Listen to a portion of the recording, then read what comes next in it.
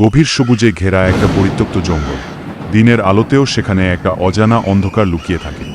পাখির কিচিরমিচির নয়, বরং সেখানে শোনা যায় হালকা ফিসফাস, যেন গাছগুলোও কাউকে সতর্ক করতে চায়। অনেক বছর ধরে কেউ ওই পথে পা রাখেনি।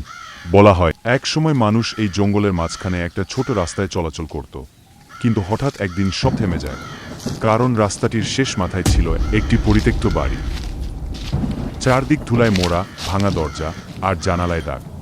রাতের আধারে ওই বাড়ি থেকে ভেসে আসতো শিশুর কান্না, কখনো ঠান্ডা হাসির আওয়াজ। লোকেরা বলতো কেউ ছিল ওই বাড়ির ভেতরে, কিন্তু মানুষ নয়, কিছু অদৃশ্য। অনেকেই চেষ্টা করেছিল ভেতরে ঢোকার, কিন্তু কারও ফেরা হয়নি।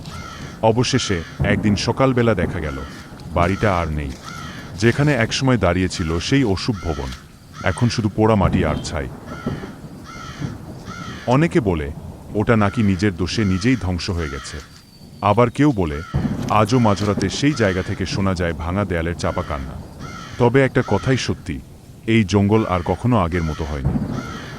এই পরিত্যক্ত বাড়িটিই ছিল সেই জায়গায়, কিন্তু আর নেই। এই বাড়িটি বানানো হয়েছিল 1950 সালে। ভাঙ্গা, বা বলতে পারেন ওটা অদৃশ্য হয়ে গেছে নিজ থেকে। আপনাদের তো দেখালামই ওই জায়গায় কোনো ভাঙ্গার চিহ্নটুকুও নেই। তাহলে বাড়িটি কি সত্যিই অদৃশ্য হয়ে গেল? আপনাদের মূল্যবান মতামতগুলো কমেন্ট বক্সে জানাতে ভুলবেন না।